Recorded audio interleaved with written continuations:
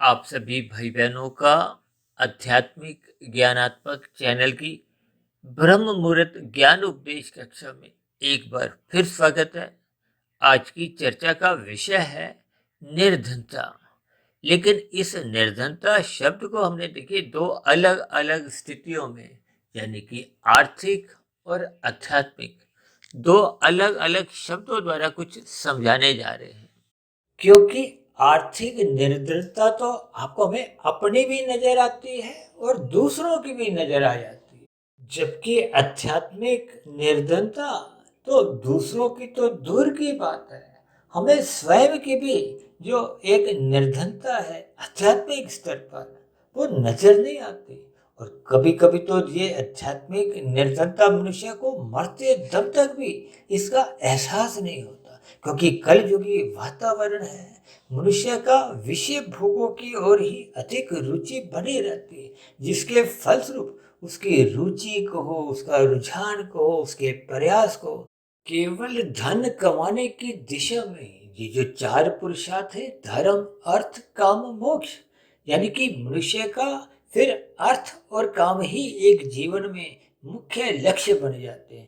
और यदि मनुष्य के अर्थ और काम धर्म की लगाम से नियंत्रित नहीं होते, तो फिर मनुष्य का धन कमाने में ही जीवन यूं ही बीतता जाता है। दो के चार बनाओ, चार के 40 बनाओ, यानी साधारण अर्थों में आप यूं भी ले सकते हो कि मनुष्य का केवल अपने आर्थिक उन्नति करने में ही रुचि बनी रहती है, जबकि आध्यात्मिक शब्द ये परमात्मा से संबंध रखता है।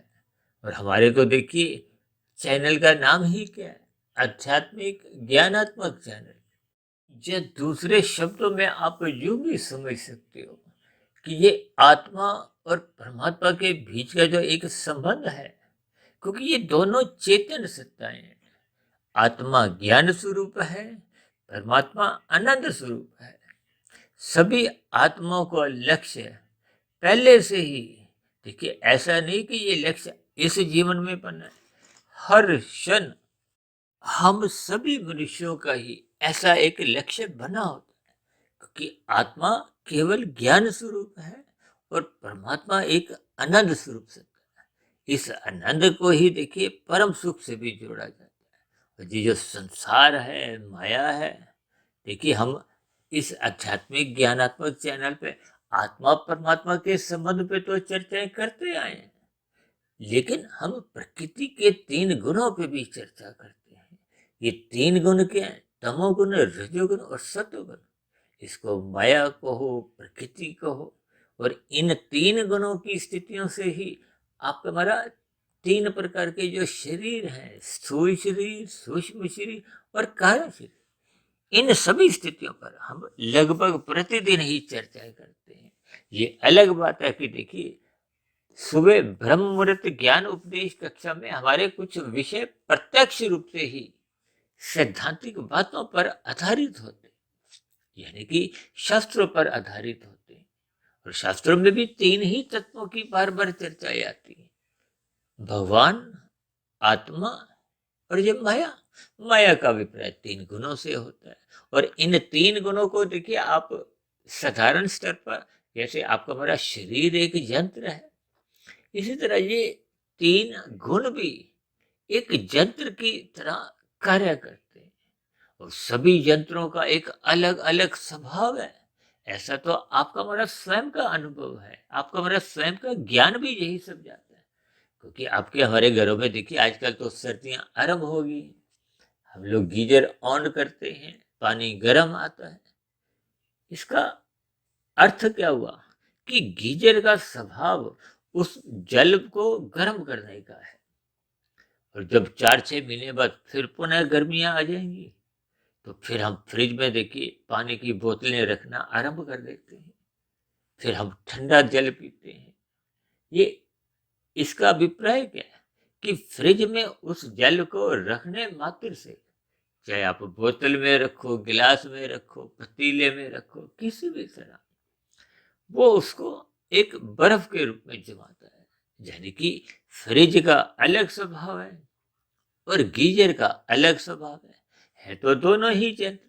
और दोनों ही यंत्रों की देखिए कोई निंदा नहीं है, लेकिन किस स्थिति विशेष में किस यंत्र का आपने हमने इस्तेमाल करना है, कितना अनुपातों में इस्तेमाल करना है, इसका आपको में ज्ञान होना चाहिए। देखिए भौतिक स्तर पर प्रकाश को ज्ञान से जोड़ दिया जाता है। तो ये जो आर्थिक और आध्यात्मिक शब्द हैं, ये देखिए अपने आप में एक विरोधी भी कह सकते हो, या ज्ञान पूर्वक इनको जब आप समझने लगोगे तो ये आर्थिक का अभिप्राय माया से है, प्रकृति की एक स्थितियों से है, भौतिक स्थितियों से आप ले सकते हो। और आध्यात्मिक का अभिप्राय परमात्मा को पाने की स्थितियों से। अब ये जो हमने ऊपर निर्धनता शब्द लिखा है, इसको हमने देखिए काले रंग से दर्शाया है, क्योंकि ये काले रंग से देखिए हम सभी मनुष्य सदा ही बचना चाहते हैं। और हम तो अपनी चर्चाओं में बार बार कहते रहते हैं तमोगुण की निंदा करो। उसके पीछे का भावार्थ है कि देखिए तमोगुण का अभिप्राय एक निंदनीय स्थानों से लिया जाता है। भागवत पुराण में तो चर्चाएं बार बार आती है कि 5 कलयुगी स्थान है जिसमें तमोगुण की एक स्थितियां बनी होती हैं। उस स्थिति विशेष में जाने से मनुष्य से पाप कर्म होने लगते हैं। अब पाप कर्म होने से फिर भविष्य में उसके दुख रूपी परिणाम फल आपको में भुगतने होते हैं। यही तो एक कर्म फल सिद्धांत की स्थिति है। देखिए शास्त्रों को आप क्रमबद्ध तरीके से जितना जितना यथार्थ रूप से समझोगे, उतना उतना परमात्मा का ज्ञान विज्ञान आपको समझ में आ जाएगा। और फिर जे आपको हमें अपने मिले हुए जीवन की देखिए आर्थिक निर्धनता तो सबको ही नजर आती है कि मेरे पास ये कमी है, मेरे पास धन की इतनी कमी है, ये होना चाहिए, वो होना चाहिए। ये देखिए सुख सुविधा के जितने भी साधन हैं, पदार्थ हैं, धन है, ये सभी स्थितियां देखिए आर्थिक दृष्टिकोण से ही एक महत्व रखती है। इनका देखिए कोई हम विरोध नहीं करते। देखिए तमोगुण का बस उतना ही विरोध होता है कि जब ये निंदनीय स्थितियों से संबंध बनाता है, निषेध कर्म जो कि शास्त्र मना करते हैं। जैसे हम कहते हैं ना लाल बत्ती पे रुको, चलना नहीं है। चलना कब है? जब आपकी हरी बत्ती होगी। यानी कि शास्त्र भी आपको में निषेध कर्म करने के लिए बार बार मना करते हैं। और यही स्थितियां तो देखिए कोई भी मनुष्य नहीं चाहता कि उसके जीवन में निर्धनता हो। लेकिन आपके हमारे जीवन में देखिए ये जो आध्यात्मिक निर्धनता जो अनादिकाल से चलती आ रही है, उस आध्यात्मिक निर्धनता की ओर मनुष्य का ध्यान नहीं जाता। क्योंकि कलयुग में तो एक ऐसा वातावरण बना हुआ है कि सभी मनुष्य देखिए अधिक से अधिक संसारी सुख चाहते हैं। संसारी सुख पाने की इच्छा ही उसको आर्थिक उन्नति करने के प्रयास करने को एक बाध्य कर देती। इसीलिए तो हम देखिए भौतिक शिक्षा में अपने 20, 22, 25 वर्ष लगा देते हैं, धन भी लगाते हैं, समय भी लगाते हैं, लेकिन आध्यात्मिक उन्नति की दिशा में हम इस और कोई ध्यान ही नहीं देते। क्योंकि एक साधारण मनुष्य शास्त्रों में ही कहा गया वो राजसी है, विषय भोगों में उसकी कामनिक रुचि बनी रहती है, क्योंकि उसका जन्म ही इन विषय भोगों का एक परिणाम है। कि मनुष्य योनि का एक विशेष महत्व इसलिए है क्योंकि इसी जीवन में ही हम आध्यात्मिक उन्नति के अपने दरवाजे खोल सकते हैं। इसलिए तो कर्म कांड विभिन्न प्रकार के रचे गए ताकि मनुष्य इन कर्म कांडों को ज्ञान पूर्वक करे। सरल शब्दों में आप यूं भी समझो कि मनुष्य के पास देखिए 2 ही विकल्प हैं, 2 ही रास्ते हैं, माया की ओर या परमात्मा की ओर। क्योंकि आर्थिक निर्धनता मनुष्य को नजर आती है इसलिए वो उस निर्धनता को दूर करता है, जबकि मनुष्य योनि में आध्यात्मिक निर्धनता पर ध्यान देना चाहिए। उस अवसर का लाभ मनुष्य को उठाना चाहिए। यदि मनुष्य उस अवसर का लाभ नहीं उठाता तो फिर वो आध्यात्मिक स्तर पर पिछड़ जाता है। देखिए कोई नौकरी 10 लाख की कर रहा है, यानी कि उसका 10 लाख का एक पैकेज है। जब उसको अवसर मिलता है, कोई 15 लाख की नौकरी का ऑफर आता है, अवसर मिलता है, तो फिर वो 10 लाख की नौकरी का पैकेज छोड़ के 15 लाख की नौकरी का पैकेज स्वीकार कर लेते हैं। ऐसी स्थितियां तो हम सभी के देखिए जीवन में, परिवारों में दिखती हैं। यहाँ तो मनुष्य अपना आर्थिक दृष्टिकोण से सही सही निर्णय ले लेता है, और जब 15 लाख पे भी पहुंच जाता है तो कभी कभी उसको जब और अनुभव बढ़ने से और अच्छा 20-25 लाख का कोई पैकेज मिलता है तो फिर वो 15 लाख वाले की भी स्थिति को छोड़ देता है। ये देखिए, आर्थिक निर्धनता किसी को भी अच्छी नहीं लगती, लेकिन ये जो आध्यात्मिक निर्धनता हम सबके जीवन में जो बनी हुई है, इस आध्यात्मिक निर्धनता का यदि मनुष्य को एहसास ही नहीं होता, एहसास होने का अभिप्राय क्या है कि जब आपको में बोध ही नहीं है, ज्ञान ही नहीं है।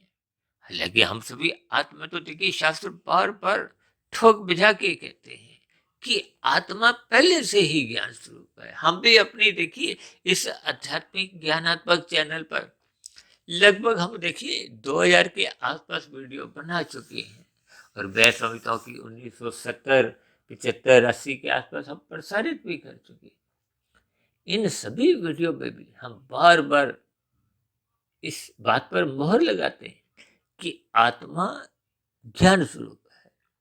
शास्त्र भी इस पर बार बार अपनी मोहर लगाते हैं, क्योंकि आध्यात्मिक ज्ञानात्मक चैनल पे भी देखिए हम उन सभी स्थितियों पर अपनी मोहर लगाते हैं जिन पर शास्त्र मोहर लगाते हैं, क्योंकि शास्त्रों की ही सैद्धांतिक बातों को हम क्रमबद्ध तरीके से समझाने का एक प्रयास करते हैं।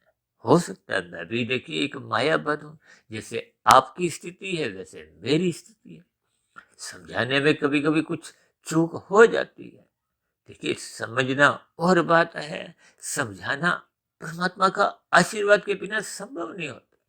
इसलिए तो हम देखिए ये ब्रह्म मुहूर्त ज्ञान उपदेश कक्षा की वीडियो हो चाहे संध्या बेला ज्ञान कक्षा की वीडियो, इन दोनों ही वीडियो को हम ब्रह्म मुहूर्त के समय में बनाते हैं। कि ब्रह्म मुहूर्त के समय विशेष की तो देखिए शास्त्र बार बार एक मोहर लगाते हैं कि इस ब्रह्म मुहूर्त समय विशेष का संग करो। ये प्रकृति का एक शुद्धतम गुण का एक शुद्धतम स्थिति विशेष है। इसलिए तो देखिए इस स्थिति विशेष को हम बार बार कहते रहते हैं, ब्रह्म मुहूर्त में उठो, और परमात्मा के आशीर्वाद से पिछले लगभग 25 वर्षों से मेरा कुछ स्वभाव 1, 1:30, 2 बजे तक उठने का बढ़ चुका हुआ है। ये तो एक ब्रह्म मुहूर्त से भी पहले की स्थिति है, जिसका स्पष्टीकरण देखिए हमने कुछ रोज पहले एक वीडियो प्रसारित किया था कि सोते समय तमोगुण प्रधान होता है, सोने से पूर्व रजोगुण की स्थिति होती है, और सोकर जब हम उठते हैं भले ही बाहर देखिए घोर तमोगुण भी चल रहा हो। हालांकि उस वीडियो विशेष में तो हमने विस्तार से समझाया था, यानी कि उठने के बाद सत्वगुण की स्थितियां होती हैं, और जब हम अपने ब्रह्म मुहूर्त जो कि हम 2 घंटे 40 मिनट की स्थितियां बार बार समझाते रहते हैं, उसको हम देखिए 8 घंटे करें, 10 घंटे, 15 घंटे, और जब ये 24 घंटे ब्रह्म मुहूर्त की स्थिति आपके मेरे अंतःकरण में, कारण शरीर में, सूक्ष्म शरीर में निरंतर बनी रहती है, तो वो उस स्थिति विशेष को ही शास्त्रों में मायातीत की स्थिति कहा है। मायातीत की स्थिति का अभिप्राय क्या है कि आपके हमारी जो आध्यात्मिक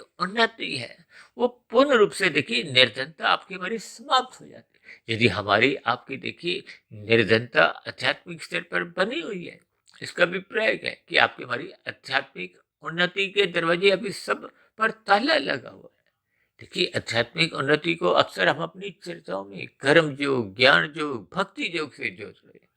देखिए, ये योग की स्थितियों का अभिप्राय क्या है कि आत्मा और परमात्मा जो कि एक चेतन तत्व है, इनका एक सजातीय संबंध है।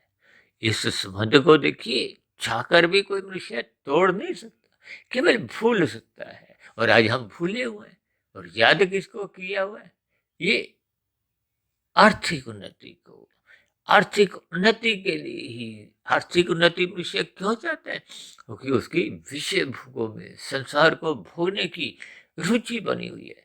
तो ये जो 24/7 की जो हम बार बार स्थितियों पर एक उल्लेख करते हैं कि एक साधारण मनुष्य के जीवन में चौबीसों घंटे और सातों दिन। देखिए ये सभी स्थितियां भोगों के बारे में ही चिंतन बना रहता है। ये पांच भोगी विषय क्या है? गंध, रस, रूप, स्पर्श और शब्द। यानी कि इन पांच भोग्य विषयों की प्राप्ति के लिए ही वो हर क्षण एक कर्म करता रहता है, चाहे मानसिक रूप से चाहे शारीरिक रूप से। और कलयुग में तो कुछ ऐसी स्थितियां देखने में आती हैं कि मनुष्य अपना रजोगुण बढ़ाने के लिए तमोगुण में गिरने से भी परहेज नहीं करता।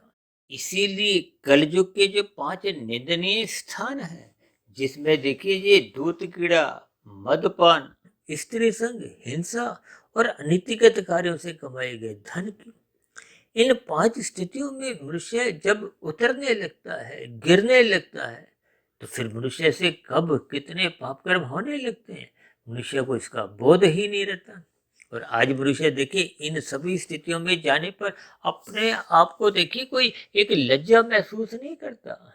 और ऐसी स्थितियों में तो देखिए वो जिन मनुष्यों के पास ऐसी राजसी स्थितियां, आर्थिक स्थितियां मजबूत हैं, उन लोगों से मनुष्य अपना संबंध जोड़ना चाहता है। यानी कि संक्षेप में आप यूं कह सकते हो कि शास्त्र बार बार मना करते हैं कि तमोगुण की निंदा करो, बुराई का विरोध करो।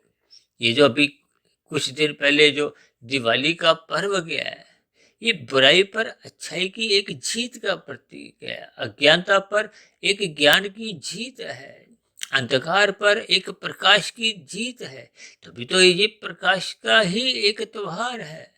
हम जो मोमबत्ती दिए जलाते हैं, और आजकल तो देखिए ये सभी स्थितियों के साथ साथ विशेष प्रकार के बल्ब, ट्यूब या विभिन्न प्रकार की कुछ ऐसी स्थितियां जिनको आम भाषा में देखिए आप लड़ियां कहते हो। यानी कि मनुष्य का इस भौतिक प्रकाश को अधिक से अधिक बढ़ाने में तो रुचि बनी हुई है, लेकिन मन बुद्धि के स्तर पर जो अज्ञानता रूपी बादल छटने का नाम ही नहीं ले रहे। ये जो काम, क्रोध, लोभ, मोह, अहंकार रूपी जो विकार हैं, जो आपके हमारे मन बुद्धि के स्तर पर अपना एक साम्राज्य स्थापित कर चुके हैं, और ये सभी ही विकार इस स्थूल शरीर के स्तर पर आपको मैं चैन से बैठने नहीं देते, ये श्रद्धा पूर्वक सत्संग करने नहीं देते। क्योंकि जब मनुष्य का श्रद्धा पूर्वक सत्संग होना ही जीवन में आरंभ नहीं होता, तो फिर ऐसी स्थिति विशेष में उसके देखिए आध्यात्मिक उन्नति करने की दिशा की ओर पहला कदम ही बढ़ नहीं पाता। देखिए ये सभी स्थितियां बहुत ही ज्ञान पूर्वक आपको भी समझनी होगी। हालांकि साधारण स्थितियों में ये जो आर्थिक निर्धनता तो सभी को ही नजर आती है, और इस निर्धनता को दूर करने के लिए मनुष्य दिन रात भागदौड़ करता है। ये जो राजसी स्थितियों में हम जितनी भी भागदौड़ करते हैं, हाय तौबा मचाते हैं, दिन रात जो हम दो के चार, चार के 40, 40 के फिर 4 या लाख, ये जो बढ़ाने की जो एक प्रवृत्ति आपके हमारे अंतःकरण में बैठ चुकी है, ये मनुष्य को भले ही आर्थिक स्तर पर मजबूती लाती जाती है, लेकिन ये आर्थिक मजबूती कहीं ना कहीं आपके हमारी आर्थिक निर्धनता को बढ़ावा देती है। मनुष्य के मन बुद्धि के स्तर पर देखिए विकार बढ़ते जा रहे हैं, मनुष्य के कारण शरीर में बुरे संस्कार बढ़ते जा रहे हैं, क्योंकि संस्कार बनते हैं जो हम चिंतन करते हैं उसके, जस स्थूल शरीर के स्तर पर जो जो हम क्रियाएं करते हैं, कर्म करते हैं। देखिए आज सभी मनुष्यों की लगभग कर्म सकाम भाव से ही होते हैं, और देखिए ये जो पाप कर्म है ये तो देखिए निष्काम भाव होने का प्रश्न ही नहीं उठता, ये तो पूर्ण रूप से ही सकाम भाव से होते हैं। और ये जो आज इस संसार में जो परोपकार के कार्य भी जो एक विशेष महत्व रखते हैं, ये भी जब मनुष्य सकाम भाव से करता है तो उसकी सात्विक स्थिति तो मजबूत होती है, यानी कि आध्यात्मिक उन्नति होने के एक बीज डलने लगते हैं। लेकिन आध्यात्मिक उन्नति के दरवाजे तो तभी खुलते हैं जब योग की स्थितियां बनना आरंभ होती हैं। ये योग की स्थितियों का अभिप्राय देखिए कर्म योग का अभिप्राय क्या है? गीता में भगवान श्री कृष्ण जी ने निष्काम भाव से कर्म करने को कर्म योग का नाम दिया है। यानी कि कर्म तो हो रहा है लेकिन वो योग के लिए, भोग के लिए नहीं। ये जो देखिए हम दिन रात ये जो भोगों के लिए कर्म करते हैं, वो तो कर्मफल सिद्धांत के अंतर्गत जैसी जैसी स्थितियां होती हैं, तो उस प्रकृति की व्यवस्था में, जो कि परमात्मा द्वारा देखिए संचालित है, क्योंकि ये माया तो देखिए अपने आप में जड़ है, और जड़ यंत्र में अपने आप कोई क्रिया नहीं होती। ये जो आपके हमारे घरों में देखिए यंत्र रखे हुए हैं, अभी हमने उदाहरण दिया था ना फ्रिज का और गीजर का, इनमें देखिए क्रियाएं लाने की शक्ति तो दोनों एक ही है। दोनों के लिए देखिए कोई अलग अलग बिजली के परवाह नहीं है, शक्ति दोनों में ही एक ही काम करती है। देखिए जब हम पुण्य कर्म करते हैं तो भी आपके हमारे भीतर जो एक शक्ति है आत्मा की, परमात्मा की, लेकिन इसका ये भी अभिप्राय नहीं लेना कि परमात्मा आपको हमें पाप कर्म करने को कोई प्रोत्साहित करते हैं, वो तो सदा ही रोकते हैं। लेकिन शक्ति केवल आत्मा और परमात्मा, ये दो चेतन सत्ताएं हैं। आत्मा ज्ञान स्वरूप है, परमात्मा आनंद स्वरूप सत्ता है। परमात्मा को ही देखिए सच्चिदानंद कहा जाता है। अक्सर हमारी चर्चाओं में इस पर बार बार चर्चाएं होती। सत्य चित्त आनंद ये परमात्मा के लिए कहा जाता है, सत्य और चित्त आत्मा के लिए कहा जाता है, और माया के लिए चित्त नहीं कहा जाता, केवल सत्य कहा जाता है। यानी कि ये तीन गुण नित्य बने रहते हैं, इनका कोई कारण नहीं है। नित्य तत्व का देखिए कोई कारण नहीं होता।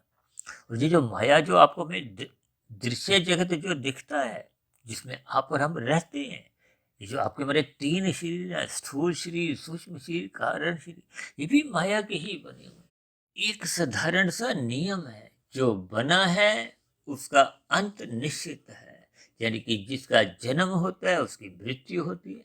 अक्सर आप देखते हो ना, आपके बड़े घरों में देखिए कितने ही शिशुओं के अब तक जन्म होते हुए वो एक बड़े होते होते वृद्धावस्था को प्राप्त होते होते फिर उन जन्म लिए हुए जीवों की, शरीरों की एक मृत्यु हो जाती। ऐसा तो आप और हम अनादि काल से देखिए स्वयं प्रत्यक्ष रूप से ही देखते आए हैं। देखिए मैं अक्सर बार बार इस बात को भी जोर देकर कहता हूँ कि शास्त्रों में जो जो स्थितियों का एक विवरण आता है, समझाया गया है, उस पर भले ही आप आंख बंद करके ना भी विश्वास करो, लेकिन उन सभी स्थितियों को मन बुद्धि के स्तर पर चिंतन का विषय बनाओ। उस पर आप चिंतन करो, और चिंतन करने का देखिए जो उचित गुण प्रकृति का है वो तो सतोगुण है, और सतोगुण की एक शुद्धतम स्थिति वो ब्रह्म मुहूर्त की है। उस स्थिति विशेष में मनुष्य जागता नहीं है, सोया रहता है। देखिए जो कहते हैं ना, शास्त्र भी कहते हैं जो सोवत है सो खोवत है, यानी कि जो सोया रहता है, हम जिस स्थिति विशेष के प्रति उदास रहते हैं, सोए रहते हैं, विमुख रहते हैं, तो फिर उस स्थिति विशेष का आपको में लाभ नहीं मिलता। देखिए जब हम परमात्मा से विमुख हो जाते हैं, सम्मुख किसके होते हैं? माया के। इस संसारी जो आकर्षण है, ये स्त्री पुरुष के जो एक आपसी आकर्षण है, इसको भी रजोगुण से जोड़ा गया। इसलिए तो शास्त्रों में देखिए एक विवाह संस्कार से इसको एक धार्मिक स्थिति के रूप में एक समझाया गया है, ताकि ये वैवाहिक संबंध एक सुचारू रूप से चले। और ये जो आजकल देखिए ये जो कुछ स्त्री संघ पुरुष संघ की जो स्थितियां कुछ न्यायालय द्वारा भी इस पर कुछ प्रक्रियाएं आती हैं, वो देखिए एक भौतिक स्तर की स्थितियां हैं। शास्त्रों के अनुसार ही आपकी हमारी देखिए गर्भाशय बनता है, और शास्त्रों में तो जो स्त्री संघ को देखिए एक तामसी स्थिति से जोड़ा है। उस तामसी स्थिति में पाप कर्म सहज ही होने लगते, इसलिए तो हम बार बार कहते हैं धर्म को प्रथम स्थान पे रखो। देखिए धर्म का अभिप्राय उस स्थिति विशेष की है कि जिसको धारण करके हम स्वयं भी सुखी हो, समाज में अन्य मनुष्यों के भी हम दुख का कारण नहीं बने। आपके हमारे क्रियाओं द्वारा, कर्मों द्वारा अन्य मनुष्यों को भी देखिए एक आदर्श स्थितियों का उपदेश मिले, उनको प्रेरणा मिले। यदि हम समाज में देखिए पाप कर्म करते हैं, अब किए गए पाप कर्मों का हमारा तो कर्मशय बनेगा ही बनेगा। भविष्य में आपको में दुख रूपी एक प्रतिकूल परिस्थितियों का सामना भोगना पड़ेगा। लेकिन समाज में भी हम देखिए एक गलत संदेश देते हैं, उस दिए गए गलत संदेश के कारण जो लोग चल निकलते हैं, वो भी पाप कर्म करने लगते हैं, तो फिर उनके द्वारा किए गए पाप कर्मों का भी कुछ अंश तक आपको हमें वो फल मिलता है। देखिए, आपके हमारे अच्छे कर्म दूसरों को एक पुण्य कर्म करने की यदि प्रेरणा देते हैं, तो उसका भी आपको भी कुछ अंश में लाभ मिलता है। कि ये सभी स्थितियां बार बार धर्म से जोड़ी गई हैं, और हम तो धर्म को देखिए लाल बत्ती और हरी बत्ती से छोड़कर अपनी चर्चा को बहुत ही सरल स्थितियों द्वारा समझाते हैं। क्योंकि समाज में देखिए भटकाव की स्थितियां अधिक बनी हुई है, धर्म को संप्रदाय से जोड़ दिया जाता है। ये सभी स्थितियां देखिए, वो तो एक व्यक्तिगत विचार हैं, वो परमात्मा के अलग अलग स्वरूप हैं। परमात्मा की मूल सत्ता वो केवल एक ही है, एक ही है, कोई 2, 4, 10, 20, 50 है ही नहीं। ये रास्ते अलग अलग हैं, यानी कि किसी भी रास्ते से आप उस परम सत्ता से जुड़ सकते हो, और वो परम सत्ता सदा ही धर्म की एक स्थापना के लिए अपनी बार बार मोहर लगाती है। इसी धर्म का पालन करने के लिए भगवान श्री कृष्ण जी ने गीता में अर्जुन को माध्यम बनाते हुए उपदेश दिया है कि मनुष्य को अपने धर्म का पालन करना है। दूसरी ओर जब जब धर्म का ह्रास होने लगता है, तब ऐसी स्थिति विशेष में परमात्मा विभिन्न अपने अवतारों में केवल धर्म की स्थापना के लिए ही आते हैं। और इस धर्म का ह्रास करने में जो लोग एक कारण बनते हैं, यानी कि असुरों का नाश करने के लिए और भक्तों का कल्याण करने के लिए, रक्षा करने के लिए, देखिए ये साधारण स्थितियां तो मनुष्य को समझ नहीं होगी। ये जो संसार में भी जगह जगह जो आप पुलिस विभाग देखते हो, सेना की स्थितियां देखते हो, धर्म की स्थितियों से आप इनको जोड़ सकते हो। देखिए, जब जब हम कोई कानून का पालन नहीं करते, तो फिर उल्लंघन करने वाले को पुलिस पकड़ती है, न्यायालय द्वारा उनका अपराध सिद्ध होने पे उनको जेल में डाल दिया जाता है, यानी कि उनको सजा मिलती है। और ये जो मनुष्य से नीचे की जो 80 लाख प्रकार की जोनियां हैं, वो देखिए कोई पुरस्कार नहीं है, वो भी एक सजा है। अब परमात्मा तो देखिए परम दयालु है, इसीलिए परमात्मा ने नीचे की जोनियों के सभी जोनियों के जीवों को क्रमशः अचेत रखा है, ताकि उनको अपने दुखों का बोध नहीं हो। और जैसे जैसे देखिए उनके पाप कर्मों का क्षय होता है, वो धीरे धीरे उनको भी फिर मनुष्य योनि की प्राप्ति की और आगे उनकी एक उन्नति होती है। क्योंकि मनुष्य योनि तो मिलती ही तभी है जब संचित कर्मों में पुण्य कर्मों की स्थिति कम से कम 50-51% होती है। अब जब ये स्थितियां घट जाती है, पाप कर्म बढ़ जाते हैं, क्योंकि जब मनुष्य देखिए अपनी भोग इच्छाओं को अधर्मापूर्वक पूरा करना चाहता है, तो फिर मनुष्य देखिए ये तामसी स्थितियां जो अभी हमने कलयुग की समझाई हैं, मनुष्य इन विषय भोगों के कारण ही इन तामसी स्थितियों का संग करता है, तमोगुण में गिरता है, जिसके फलस्वरूप कब मनुष्य से कितने पाप कर्म होने लगते हैं, मनुष्य को इसका बोध नहीं होता। आज संसार में देखिए मांसाहार भोजन का सेवन कितना बढ़ता जा रहा है। अब ये सभी स्थितियां शास्त्र में मना की गई हैं। इन सभी स्थितियों से, कर्मों से मनुष्य का पाप कर्मों का क्रमशः ही बढ़ता है। देखिए, जब मनुष्य अपने विषय भोगों को अमर्यादित करने लगता है, तो फिर ये आवारागर्दी करते हैं। आवारागर्दी करते हुए मनुष्य का ये रजोगुण बिगड़ने लगता है। रजोगुण बिगड़ने का अभिप्राय क्या है कि फिर मनुष्य पाप कर्म करने लगता है, तमोगुण में गिरने लगता है, और तमोगुण में गिरने पे तो देखिए फिर पाप कर्मों का क्रमशः बढ़ता जाता है।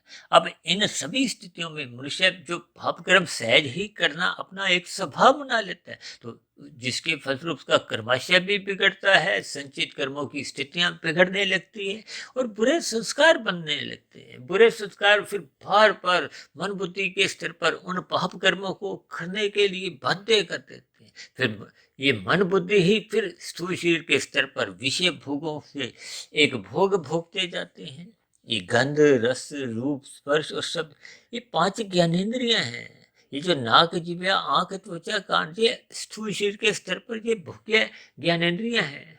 इन 5 भोग्य विषयों का ये सुख लेती है, और हाथ पैर वाणी लिंग गुदा द्वारा हम कर्म करते हैं। यानी कि जब आपका हमारा आध्यात्मिक उन्नति के लिए ये सभी स्थितियां जुड़ने लगती हैं, तब तो निश्चित रूप से मनुष्य को देखिए एक आध्यात्मिक लाभ मिलता है। लेकिन जब जब हम इन सभी स्थितियों का, इन गोलकों का दुरुपयोग करते हुए अपनी आर्थिक उन्नति करने के लिए निषेध कर्म करने लगते हैं, देखिए शास्त्रों में कहीं भी आर्थिक उन्नति का कोई विरोध नहीं है। समाज में भी, सरकार द्वारा भी किसी भी प्रकार का कोई विरोध नहीं है, बशर्ते आप कमाए गए धन से दूसरों को पीड़ित नहीं करें। यानी कि समाज में आप जो एक धार्मिक नियम बने हुए हैं, जो एक सामाजिक नियम बने हुए हैं, या सरकार द्वारा जो जो एक कानून बने हुए हैं, उन सभी स्थितियों का जब आप पालन करते हो तो कहीं भी आर्थिक उन्नति का कोई विरोध नहीं। लेकिन आर्थिक उन्नति हम जितने भी स्तर पर देखिए करते जाते हैं, उसका आपको में कोई लाभ नहीं मिलता। उसका कारण है कि स्थूल शरीर के स्तर पर आपके मरीज जो एक भोग्य इंद्रिय है, देखिए स्थूल शरीर की एक समय सीमा के बाद, प्रौढ़ अवस्था के बाद इसकी वृद्धावस्था आती है। अब वृद्धावस्था आते आते आपके मरीज भोग्य इंद्रियां कमजोर पड़ने लगती। अक्सर आपने ऐसे कितने ही धनी मनुष्यों की स्थिति अस्पताल में कुछ ऐसी देखी होगी कि मल मूत्र त्यागने के लिए भी कृत्रिम नली लगी हुई है, खाने पीने का भोजन शरीर के भीतर पहुंचाने के लिए भी एक कृत्रिम नली लगी हुई है।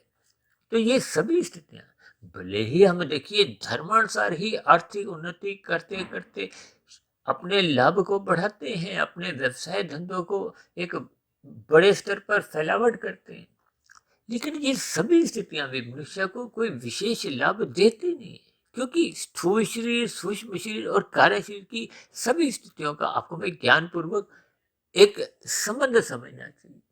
क्योंकि स्थूल शरीर ही भोग्य इंद्रिय है, जबकि मन बुद्धि के स्तर पर और कार्य शरीर के स्तर पर ये सूक्ष्म स्थितियां हैं। ये सभी सूक्ष्म स्थितियां आपके हमारी आध्यात्मिक उन्नति में सहायक होती है। और जब भी मनुष्य देखिए इन सभी मानसिक स्थितियों को भी केवल आर्थिक उन्नति से ही जोड़ने लगता है, तो फिर मनुष्य अपने मिले हुए जीवन में आध्यात्मिक उन्नति की ओर अपना दृष्टि रख नहीं पाता। यही तो देखिए एक आध्यात्मिक निर्धनता है। आज सभी मनुष्यों को देखिए आर्थिक निर्धनता तो नजर आती है। हालांकि शास्त्रों में ऐसे कितने ही दृष्टांत आते हैं, उदाहरण आते हैं कि जो मनुष्य देखिए आर्थिक स्तर पर निर्धन थे, उन्होंने भी अपने मिले हुए जीवन में आध्यात्मिक उन्नति के दरवाजे खोलते खोलते, साधना करते करते उस परम पिता परमेश्वर को पा लिया। यानी कि जन्म मरण के बंधन से मुक्ति पाते हुए वो मायातीत की स्थिति को पहुंच गए। अब मायातीत की स्थिति का अभिप्राय क्या है कि मनुष्य को फिर मरने के बाद आध्यात्मिक शरीर की प्राप्ति होती है। ये जो चार पुरुषार्थ है, धर्म अर्थ काम मोक्ष, अर्थ और काम का जोड़ा है। यदि आपके मरीज देखिए भोग इच्छाएं अधिक हैं, तो ही आपको अधिक धन चाहिए, अधिक अर्थ चाहिए।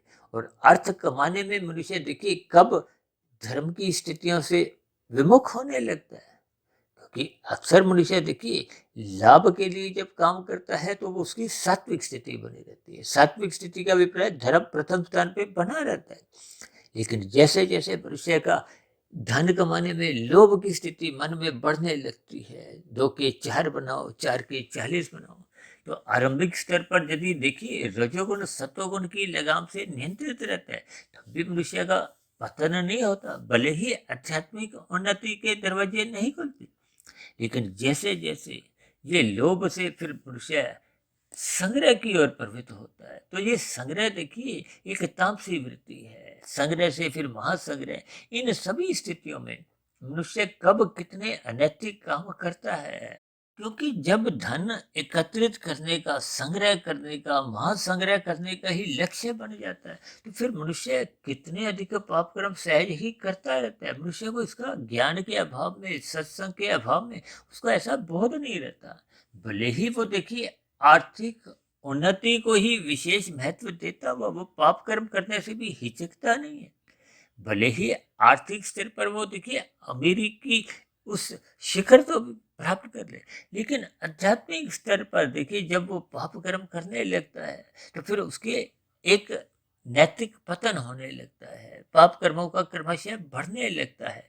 और जब स्थूल शरीर के स्तर पर उसकी मृत्यु आ जाती है तो फिर ऐसी स्थिति विशेष में वो जो अधिक पाप कर्म उसके जीवन में उस आर्थिक उन्नति के लिए हुए थे। हालांकि देखिए, ये हम समझाने के लिए आर्थिक के साथ उन्नति शब्द जोड़ रहे हैं, जबकि ये उन्नति अपने आप में कोई उन्नति ही नहीं है, ये तो अवनति है। क्योंकि जब आपका हमारा कारण शरीर में कर्माशय बिगड़ जाता है, बुरे संस्कार बन जाते हैं, तो ये बिगड़ा हुआ कर्माशय फिर मनुष्य के मरने के बाद पुनः नीचे की जोनियों में जन्म लेने को प्रकृति के कर्म फल सिद्धांत के अनुसार फिर वो प्रकृति आपको में बाध्य करती है। और फिर नीचे की जोनियों में देखिए जीव दुख भोगता है। ये सभी स्थितियों का आपको में ज्ञान पूर्वक चिंतन करना होगा, यानी कि अपने मिले हुए जीवन में आध्यात्मिक स्तर पर जो आज हमारी आपकी निर्धनता बनी हुई है, उस निर्धनता को समाप्त करने के लिए ही आपको में ये मनुष्य जोनि का एक अवसर मिला है। यदि हम उस अवसर का लाभ नहीं उठाते तो कम से कम मनुष्य को देखिए अपने मिले हुए जीवन में पाप कर्मों से बचना चाहिए। तभी तो शास्त्र बार बार कहते हैं तमोगुण की निंदा करो और रजोगुण के प्रति उदासीन रहो। देखिए, जब आपकी हमारी विषय भोगों के प्रति कोई एक लोलुपता नहीं रहेगी, यानी कि रजोगुण एक मर्यादा में रहेगा, तो फिर मनुष्य का मन सत्संग में भी लगने लगता है और पाप कर्म करने से वो सहज ही बचने लगता है।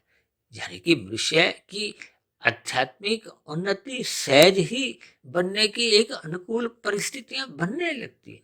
इन सभी स्थितियों को आपको में ज्ञान पूर्वक समझना चाहिए, यानी कि सत्वगुण का आपको में अधिक से अधिक संग करना चाहिए। इसलिए तो शास्त्र कहते हैं कि सत्वगुण की प्रशंसा करो।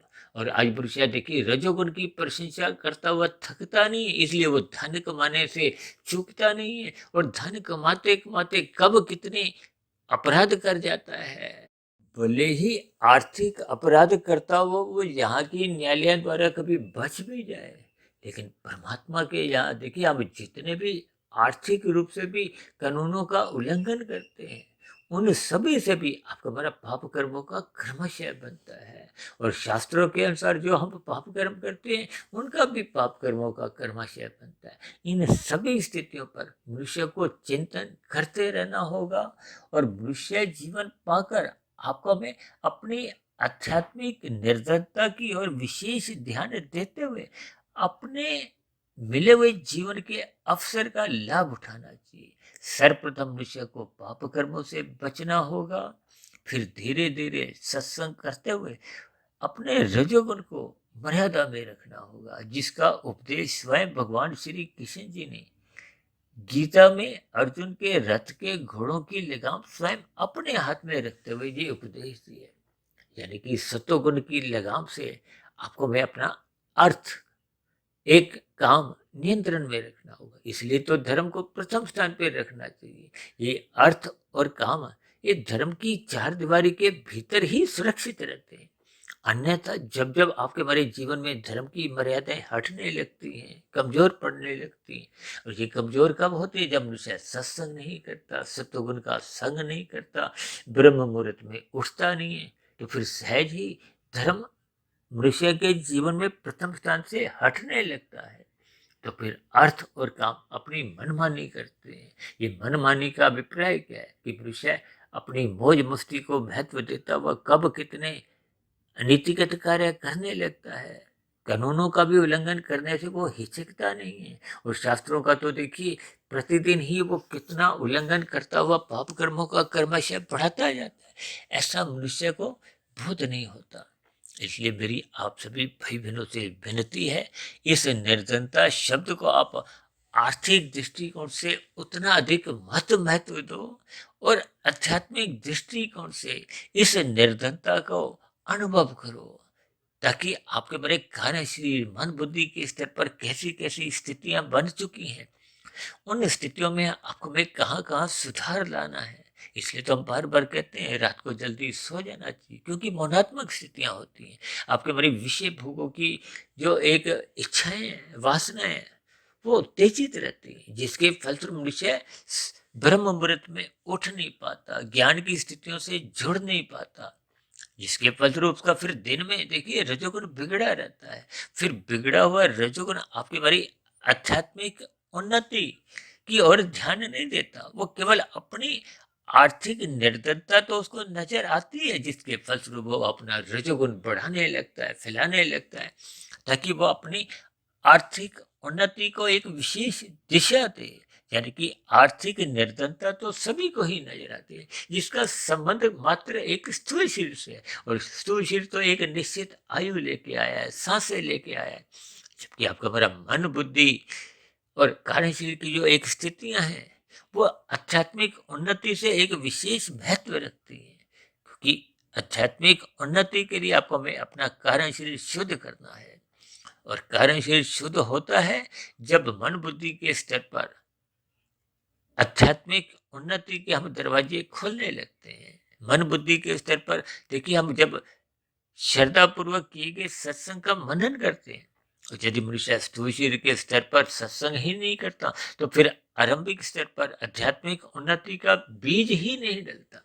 तो इन सभी स्थितियों पर आपको में चिंतन करना होगा, यानी कि हम सभी भाई बहनों को इस निर्धनता शब्द के ऊपर, जो कि एक काले रंग का ही है, इस दोनों स्थितियों पर आपको में आर्थिक रूप से और आध्यात्मिक रूप से चिंतन करते हुए अपनी आध्यात्मिक उन्नति पर एक विशेष ध्यान केंद्रित करना होगा, ताकि आर्थिक स्तर पर निर्धनता आपको हमें केवल वर्तमान मिले हुए जीवन में कुछ अंश तक कमजोर कर सकती है, लेकिन यदि आध्यात्मिक स्तर पर आपकी हमारी निर्धनता बनती जाती है, तो ये आपका हमारा बड़ा भविष्य है, यानी कि मरने के बाद की जो एक स्थितियां हैं, वो फिर बिगड़ने लगती है। तो इन सभी स्थितियों को ध्यान में रखते हुए हम सभी भाई बहनों को अपनी आध्यात्मिक उन्नति के दरवाजे खोलने होंगे, साधना करने को विशेष महत्व देना होगा। ऐसी सभी शुभ स्थितियां बनाने के लिए आपको हमें अपना रजोगुण सतोगुण की लगाम से नियंत्रित करना होगा। सर्वप्रथम तमोगुण में गिरने से बचना होगा, जिसके लिए सर्वप्रथम मनुष्य को श्रद्धा पूर्वक सत्संग करना अनिवार्य है। सत्संग निरंतर होते रहने से फिर मन बुद्धि के स्तर पर उसको चिंतन में, मनन में निरंतर बनाए रखना है। देखिए, स्थूल शरीर के स्तर पर जब हम श्रद्धा पूर्वक सत्संग करते हैं, जिसको मैं अक्सर 1% की सफलता मानता हूँ, जब हम इस स्थिति विशेष पर मन बुद्धि के स्तर पर ब्रह्म मुहूर्त में चिंतन करते हैं, शोध करते हैं, मनन करते हैं, तो फिर आपकी हमारी स्थिति की एक 10% की एक सफलता मानी जाती है। और फिर ये स्थितियां निरंतर आपके हमारे जीवन में बनी रहती हैं, तो फिर ये कारण शरीर में धीरे धीरे शुभ संस्कार बनने लगते हैं। और शुभ संस्कार जब ये देखिए चिंतन करते करते हम कारण शरीर में उस शुभ संस्कार को बना लेते हैं, तो ये आपके हमारी 100% की, 100% की एक सफलता मानी जाती है। क्योंकि जब बुरा संस्कार जल जाता है, समाप्त हो जाता है, तो फिर उसका मन बुद्धि के स्तर पर किसी भी प्रकार का कोई फुरना नहीं आता, उसमें कोई अंकुरण होने की संभावना ही नहीं, क्योंकि बीज ही जल गया। ये बीज को हो, संस्कार को, अक्सर देखिए मनुष्य श्रद्धा पूर्वक सत्संग नहीं करता, तो फिर जो पहले के बुरे बीज, बुरे संस्कार बने हुए हैं, वो तो कार्य शरीर में बने रहते हैं। वो मन बुद्धि के स्तर पर बार बार उठते रहते हैं। जैसे जैसी भारी रजोगुण या तमोगुण की स्थितियां आती हैं, मनुष्य उन सभी स्थितियों में अपने उन कमजोर संस्कारों के कारण पुनः रजोगुण में लिप्त होने लगता है, पुनः तमोगुण में भी गिरने से बच नहीं पाता। इसके फलस्वरूप उसका देखिए, दिन में जब रजोगुण की स्थितियां होती हैं या शाम को मौनात्मक स्थितियां तमोगुण की आरंभ होती हैं, उन स्थितियों में बार बार मनुष्य गिरता रहता है, जिसके फलस्वरूप आध्यात्मिक उन्नति के दरवाजे खोल नहीं पाते। इसलिए हम सभी भाई बहनों को श्रद्धापूर्वक सत्संग करते हुए मन बुद्धि के स्तर पर निरंतर चिंतन मनन करते हुए कारण शरीर तक पहुंचना है, और ये सभी स्थितियां निरंतर अभ्यास करने से ही बन पाती हैं। तो ऐसी सभी शुभ स्थितियां हम सभी भाई बहनों के जीवन में भी बनना आरंभ हो, ताकि हम सभी भाई बहनों का मिला हुआ जीवन सफल हो, सार्थक हो। देखिए, सफलता का अभिप्राय भौतिक स्तर पर ही लिया जाता है, सार्थक का अभिप्राय एक आध्यात्मिक स्तर पर लिया जाता है। हम सभी भाई बहनों को देखिए, मनुष्य जोनि आध्यात्मिक उन्नति करने के लिए मिला है, क्योंकि आध्यात्मिक उन्नति हम जितने अंश में भी कर लेते हैं, ये मरने के बाद भी सुरक्षित बनी रहती है। जबकि भौतिक उन्नति, आर्थिक उन्नति भले ही हम धर्मानुसार भी करते हैं, ये मिले हुए जीवन में भी आपको में पूर्ण रूप से सुख दे नहीं पाती। और मरने के बाद तो देखिए जी, पुनः ये समाप्त समझी जाती है। यानी कि भौतिक उपलब्धि, उन्नति हम जितनी कर भी लेते हैं धर्मानुसार भी, ये मरते समय तक ही रहती है और मरने के बाद समाप्त समझी जाती है। और अक्सर ऐसा देखा जाता है कि भौतिक उन्नति हम धर्मानुसार जितनी भी कर भी लेते हैं, वो भी आपके हमारे इस जीवन में भी देखिए पूर्ण रूप से काम नहीं आता। इन सभी स्थितियों पर आपको हमें चिंतन करते रहना होगा। इसलिए हमने देखिए आर्थिक और आध्यात्मिक इन दोनों के बीच में एक सफेद रंग का प्रश्न चिन्ह लगाया है, ताकि हम सभी भाई बहन इन सभी स्थितियों का मूल्यांकन करें, चिंतन करें, ताकि मिले हुए जीवन में आध्यात्मिक उन्नति के अवसर को हम खोए नहीं। तो ऐसी सभी शुभ स्थितियां हम सभी भाई बहनों के जीवन में भी बनना आरंभ हो। इन्हीं शुभकामनाओं के साथ चर्चा विशेष को अब यहीं विश्राम देते हैं। शाम को फिर मिलते हैं संध्या बेला ज्ञान कक्षा में। तब तक आप अपने आध्यात्मिक मित्र सुधीर भाटिया फकीर को इजाजत दें। फिर भी वीडियो संबंधित आपके मन में कोई प्रश्न उठ रहा हो, क्योंकि एक साधारण मनुष्य देखिए अपनी आर्थिक उन्नति करने के लिए सदा ही बेताब रहता है, जबकि आध्यात्मिक उन्नति करने की दिशा की ओर वो चिंतन ही नहीं करता। तो हो सकता है आज की वीडियो में चर्चा में कुछ बातें एक साधारण मनुष्य को देखिए बुरी भी लगी हो, जिसके लिए मैं क्षमा चाहता हूँ। क्योंकि शास्त्रों का देखिए यथार्थ ज्ञान से अवगत कराने के लिए कुछ कठोर सच्चाई का शब्दों द्वारा समझाना आवश्यक हो जाता है। तो मेरी आप सभी भाई बहनों से विनती है, इन सभी स्थितियों के भावार्थ समझते हुए अपने जीवन को एक सार्थक दिशा दें।